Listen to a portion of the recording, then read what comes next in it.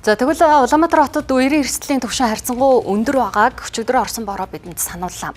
Хотын хэмжээнд үерийн ус хүлээн авах 400 шүүрт худаг автозамын борооны ус зайлуулах 209 км шугам сүлжээ байдаг. Гэвч эдгээр үерийн хамгаалалтын барилга байгууламж шугам сүлжээний 67% нь насжилтын хугацаа дууссан учраас хот үерт автахад ойрхон болоод байна. Өчигдөр Улаанбаатар хотод их хэмжээний бороо орсны улмаас автозам дээр их хэмжээний ус хуримтлагдаж явган зорчигч болон жолооч нар бол зорчиход хүндрэлцээ болсон. Цаг үр орчны шинжилгээний газараас өгсөн мэдээлэлээр бол Улаанбаатар болон Улаанбаатарын ойр орчимд 18 мм-тэй тэмцэх хэмжээний хурд хунц орсон гэдэг мэдээллийг өгч байгаамаа. Харин бодит байдал дээр үерийн ус зайлуулагч сайн ажиллаагүй, автозам бол одоо үерийн усанд автаж зорчод хүндрэлтэй болсон гэдгийг жолооч нарын зүгээс хэлж байна. Одоо юу ярих вдэ энэ зам тавихын тулд одоо хондоо эхлээд тэр асуудлуудыг шийдээд энэ ус зайлуулдаг хоолоо хийдэг ч юм уу те ийм асуудлаар юу ямар байгаа. Тэгэл одоо жишээ нь одоо нисхийн тойрог гэхэд одоо энэ яг сонсголон тал руугаа явдаг удаар бол ингээл дөрөсөө битүү ийм ус. Тэгээд тэрийг сурулсан байхгүй. Юу 5 шар явдаг нэг түнэл байдаг. Түнэлийн доогуур битүү ус. Тэрийг тэгээ суруулаад үжил ийм ядруу амьдрал одоо баймарг үл санагдаад байгаа юм да. За нэлээд муу л ажиллаж гэж бодож байгаа да.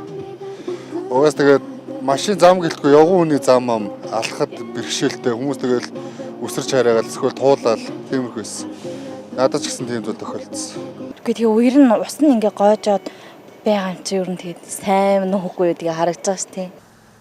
Улаанбаатар хотод 1250 км хатуу хүчилттэй автозам байгаагаас 70 орчим хувь нь ус шүүрүүлэх худаг болон борооны ус зайлуулах шугамгүй. Их хэмжээний бороо ороход ус зайлуулах шугам хоолоогүй зарим байршилд борооны ус ихээр тогтдог. Харин өчигдрийн орсон борооны улмаас тогтсон их хэмжээний усыг мэргэжилтнүүд ингэж тайлбарлаж байна. Өчигдрийн орсон бороо маань хойдол руугаа буюу телевиз орчим Дэнжи мянга Баян бүрд орчим дээр маш их хэмжээний ус орсон учраас хойноос их хэмжээний ус нааш төв рүү ороод ирсэн.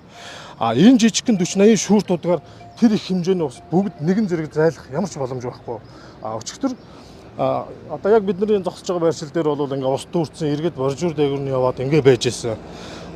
Үүний дараа бороо зогсоод 20 минутын дараа яг энэ байршил дээр усгүй болсон байсан. Тэгэхээр бид бас нөгөө шугамуудын гаргалгаануудаа шалгаж үзсэн. Шугамууд маань байж болох хэмжээндээ бүгд одоо дүүрэн бүр хамаг ачааллаараа ажиллаж исэн.